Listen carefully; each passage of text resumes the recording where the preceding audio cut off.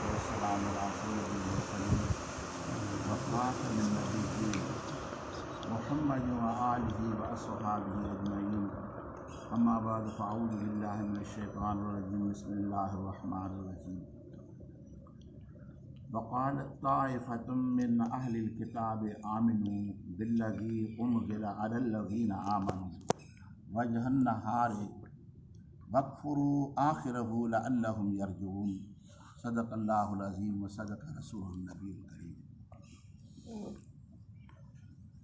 हिन आयत सगुरी जे अंदरि अल्लाह ताला जी ज़ाते बाबरकात यहूद जी साज़िश खे बयानु फ़रमाए थो। ख़ैबर जे यहूदियुनि पाण में मशवरो कयो त इस्लाम जो दाइरो वसी थींदो थो वञे ऐं माण्हू मुस्लमान थींदा था वञनि। हर मज़हब जा माण्हू पंहिंजे मज़हब खे छॾे इस्लाम में दाख़िल थियनि था। पाण में हिकिड़ो मशवरो तइ कयूं त असां मां हिकिड़ी जमायत वञी अलाह जे महबूब जी ज़ियारत बि करे उन जे इस्लाम जे अंदरि दाख़िल थिए, कलमो बि पढ़े, शाम जे टाइम में वरी इनकार कनि वञे। जे अफ़वाह मुल्क में इहा फैलिजी वञे अदा सचो दीन हुजे हा त पोइ हे छो फिरी विया या हुननि साज़िश कई दीन इस्लाम जे ख़िलाफ़ु। सुबुह जो वञो मुस्लमान थियो, शाम जो वञो वरी मोटो। दादा असांखे सचाई नज़र कोन आई, असां ॻाल्हि खे मञियोसीं पर का सदाकत उन में कोन्हे जे हुन साज़िश हिकिड़ी तयारु कई। ऐं अल्लाह ताला जी ज़ाती बाबरकात हिन आयत जे ज़रिए सां पंहिंजे महबूब करीम सल्लल्लाहु अलैहि वसल्लम खे ख़बरदार फ़रमाए, सुहिणा हबीब, ये तव्हांजे ऐं क़ुर पाक जे ऐं इस्लाम जे ऐं तुंहिंजे ग़ुलामनि ईमान वारनि जे ख़िलाफ़ु हिननि हिकिड़ी साज़िश तयारु कई आहे ऐं अफ़वाह फैलाइण जे लाइ त माण्हू जीअं इस्लाम खां मुतनफ़िर थियनि। अल्लाह ताला जी ज़ाती बाबरकात हिन आयत मुबारक जे अंदरि उन्हनि जे मुतलिक़ इरशाद फ़रमाए त वक़ालत ताइफ़तुम मिन अहलिल किताब, यानी चयो हिकिड़ो टोलो किताब वारनि खां हिकिड़े टोले चयो त आमिनू बिल्लज़ी उनज़िल अलल लज़ीना आमनू, उन शइ सां ईमान आणियो जेका उन शख़्सनि जे मथां नाज़िल थी आहे जिन ईमान आंदो आहे। यानी उन क़ुर पाक खे मञो बाक़ी हक़ जो किताब आहे, उन सां ईमान आणियो। वजह नहार, सुबुह जे टाइम, वक़फ़ुरु आख़िरहू, जॾहिं ॾींहं जी पछाड़ी थिए त फिरी बीह रहियो। लअल्लहुम यरजिऊन, तव्हांजी इन साज़िश जे करे माण्हू इस्लाम खे छॾे मुतनफ़िर थींदा, माण्हू भॼंदा। जे साईं यहूदियुनि जो जेको टोलो आहे उन्हनि जा साईं पढ़िया लिखिया माण्हू आहिनि, आलिम आहिनि, साईं हिन वक़्त ताईं दीन जो उन्हनि कमु कयो आहे। हाणे उहे जो इन ॻाल्हि खे तस्लीम नथा कनि त असां कीअं इन ॻाल्हि खे मञींदासीं। यानी इनकार बि आलिमनि जो, इक़रार बि आलिमनि जो।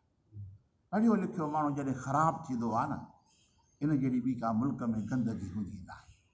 माण्हू इहो एतबार कंदासीं वॾो आलिम आहे, शेखुल हदीस आहे, शेखुल क़ुर आहे, साईं हे कूड़ ॻाल्हाईंदो, हे ग़लति आहे।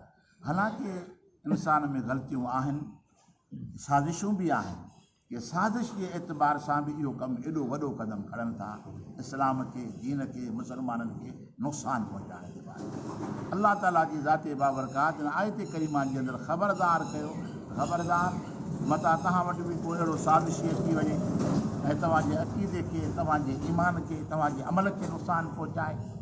पोइ माण्हू उनजी पोशाक खे ॾिसी, लिबास खे ॾिसी, उनजी वॾी ॾाढ़ीअ खे ॾिसी, उनजे पटके खे ॾिसी, उनजे मदरसे खे ॾिसी माण्हू ईअं चवंदा त भाउ हे त वॾो पढ़ियो लिखियो माण्हू आहे, हे वरी कीअं थो ग़लति ॻाल्हाए सघे। पर अल्लाह ताला जी ज़ाते बाबरकात इरशाद फ़रमाए थो, जॾहिं बुग़्ज़ दिलि में अची थो वञे कंहिं ज़ात जो त पोइ इंसानु उन में हद टपी वेंदो आहे, इल्ज़ाम बि हणंदो, कूड़ बि हणंदो, बोतान बि हणंदो। अल्लाह ताला जी ज़ाते बाबरकात फ़रमायो त हुननि इहा साज़िश कई त हीअं असां मुस्लमाननि खे नुक़सानु पहुचायूं, माण्हू में नफ़रत पैदा थींदी, जे पढ़िया लिखिया माण्हू अदा छो फिरी विया। ऐं अल्लाह ताला जी ज़ाते बाबरकात हिन आयत करीमा में पंहिंजे महबूब खे इरशाद फ़रमायो, सुहिणा हबीब हीअं थींदो पर तव्हां सुजाॻ वञो। मुंहिंजे महबूब करीम सल्लल्लाहु अलैहि वसल्लम जा सहाबी सगुरा अहिड़ा त मज़बूत हुया जो मथियन आयत मुबारक में बि ईअं थी गुज़रियो, उहो चवनि था त तव्हांखे गुमराह कनि पर उहो पाण खे गुमराह कंदा। इहा जेका साज़िश इन्हनि जी गीचीअ में वञी पवंदी, इहो इन्हनि जो नुक़सानु थींदो, बल्कि ईमान वारनि जो नुक़सानु कॾहिं थी नथो सघे। फरमाए त ला तुमिनू, इल्ला लिमन तबिअ दीनकुम, न मञो उनखे जेको तव्हांजे दीन जी ताबेदारी करे उनखे मञे। उन्हनि जे दीन खे मञण जो अॼु बि इस्लाम में जाइज़ आहे। उन्हनि जे दीन खे, यहूद जे दीन खे मञणु, ईसाइन जे दीन खे मञणु, उन्हनि जे इस्लाम खे मञणु अॼु बि इस्लाम में हुकुम आहे, पर उनजी ताबेदारी नाहे कई। ताबेदारी कनी आहे मदीने वारे साईं। हिन वक़्तु निजात जो जेको अलाह ताला जी ज़ाते बाबरकात सबबु रखियो आहे, उहो महबूब करीम सल्लल्लाहु जी ग़ुलामी जो ईमान सभिनि नबियुनि जे मथां आणिणो आहे, जेके अलाह मोकिलिया, ख़ुदा जे तरफ़ां जेके मबूस कया विया, पर ताबेदारी कंहिं नबी जी न करणी आहे। ताबेदारी करणी आहे अलाह जे क़ुर पाक जी, ताबेदारी करणी आहे मदीने वारे साईं। हिन वक़्तु जेकॾहिं तौरेत कंहिंजे घर में पियो आहे, सम्झे न, तबरक न रखे थो, पोइ बि पढ़ण जी इजाज़त न आहे, पढ़णो न आहे। जेकॾहिं इंजील पियो आहे कंहिंजे घर में, आसमानी किताब आहे, पर पढ़ण जी इजाज़त न आहे, छो जो हाणे उहो अमल उन ते करिणो ई कोन्हे, त छो पढ़िजे। पोइ माण्हू ईअं चए थो बरकतूं हासिलु करण लाइ थो पढ़ा, जो आसमानी किताब आहे त बरकत तोखे हासिलु करणी आहे, त क़ुर पाक खां वधीक ॿिए कहिड़े किताब में बरकत आहे? हा, तोखे हरू ज़रूरी साईं आसमानी किताब आहे, तौरेत खे बि मञिणो आहे, जॾहिं क़ुर पाक में इंजील खे बि मञिणो आहे, ज़बूर खे बि मञिणो आहे। आसमानी किताब नबियुनि ते लाथा विया आहिनि, हाणे उन मां असां बरकतूं, पर बरकत थिए न त अलाह जी क़ुर पाक खां वधीक कंहिं किताब में कोन्हे थी।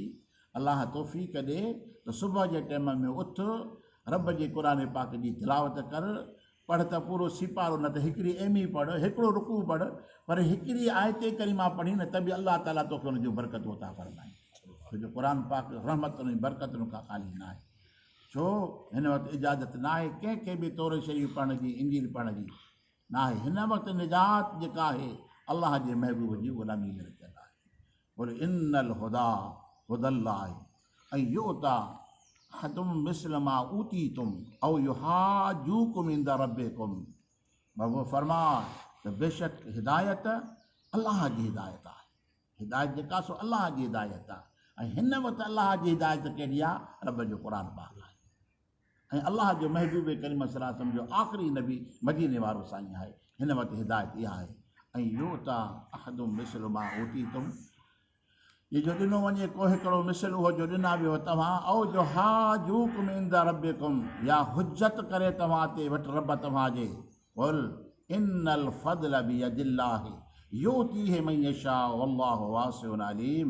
मोहम्मद तूं फरमा त फज़ल जेको आहे सो अलाह जे हथ में आहे, महिरबानी अलाह जे हथ में आहे। ऐं अलाह ताला महिरबानी ॾिए थो, पंहिंजी करम नवाज़ी फरमाए थो, पर युतीहि मन यशा, पर उनखे ॾींदो आहे जंहिंखे अलाह चाहींदो आहे, जंहिंखे घुरंदो आहे। शाह यशा जी माना घुर जी माना आहे, जंहिंखे अलाह ताला घुरंदो आहे उनखे ॾींदो आहे। हिन वक़्तु काइनात जे अंदरि अलाह जो जेको घुरियल महबूब आहे उहो मदीने वारो साईं आहे। वल्लाहु वासिउन अलीम, ऐं अलाह ताला कुशाद इल्म वारो आहे। यख़्तस्सु बिरहमतिही मन यशा, ख़ासि करे थो पंहिंजी रहमत सां जंहिंखे घुरे। वल्लाहु ज़ुल फ़ज़्लिल अज़ीम, ऐं अलाह ताला वॾे फ़ज़ल वारो आहे। याने अलाह ताला पंहिंजी रहमत सां ख़ासि करे थो, या ख़ुसूसियत जेका अलाह ताला पंहिंजे महबूब खे अता फरमाई आहे, अहिड़ी ख़ुसूसियत कंहिंखे बि कोन अता फरमाई अथई। अलाह ताला जी ज़ाते बाबरकात पंहिंजे महबूब खे ख़ासि रहमत बि बनायो आहे, ख़ासि रहमत बि फरमाई आहे। हीअ चवनि पिया त साईं यहूद खां सवा, याने बनी इसराइल क़ौम खां सवा नबी नथो अची सघे। अलाह ताला फरमाए इहो तव्हांजो पंहिंजो ठाह ठहियलु आहे, ईअं न आहे। बल्कि ईअं किताबनि में मिलियो थो त नबूअत ईंदी आले इब्राहिम आहे, इब्राहिम अलैहिस्सलाम जी औलाद में। इब्राहिम अलैहिस्सलाम जी औलाद में त मदीने वारो साईं आहे न। बाक़ी माण्हुनि खे गुमराह करण जे लाइ अदा ॾिसो, हेतिरा नबी असांजे घर मां आया, असांजे ॻोठ मां आया, असांजे ख़ानदान मां आया, आया त आया, इनकार न आहे। पर अलाह ताला फरमाए थो त रब जंहिंखे ॾे मर्ज़ी वारो आहे न, पोइ अलाह ताला कंहिंजो मोहताज त न आहे। रब जंहिंखे जंहिंजो इंतिखाब फरमाए, रब पोइ अलाह ताला जी ज़ाते बाबरकात पंहिंजी ख़ासि रहमत सां पंहिंजे सुहिणे महबूब करीम सल्लल्लाहु अलैहि वसल्लम खे नवाज़ियाई। उनजे मथां अलाह ताला जी ज़ाते बाबरकात पंहिंजी करम नवाज़ी फरमाए करे ऐं आला मक़ाम सां पंहिंजे सुहिणे महबूब खे नबूअत ऐं रिसालत अता फरमाई। अलाह ताला जी ज़ाते बाबरकात फरमायो कि यहूद इस्लाम जे ख़िलाफ़ु, ख़ासि करे मदीने वारे साईं जे ख़िलाफ़ु, नचे थो पियो न, ख़ासि करे मदीने वारे साईं जे ख़िलाफ़ु साज़िशूं पिया कनि। सुहिणे महबूब जे शान में बेअदब न, बनी इसराइल खां सवाइ ॿी क़ौम में साईं नबी नथो थी सघे। यानी महबूब जी ज़ाती बाबरकात जे मथां उनखे हसद हुयो ऐं अल्लाह ताला जी ज़ाती बाबरकात हिन पंहिंजी बरकत वारनि आयतुनि जे अंदरि वज़ाहत फरमाई त मुस्लमानो बेदार थियो ऐं कॾहिं बि कंहिंजी साज़िश जो शिकार न थियो, बल्कि पंहिंजे ईमान ऐं पंहिंजी मुहबत ऐं इताअत मदीने वारे साईं जे मथां क़ाइमु रहो, जिन में निजात बि आहे त छुटकारो बि आहे। दुआ आहे त अल्लाह ताला असांखे अमल जी तौफ़ीक़ अता फरमाए।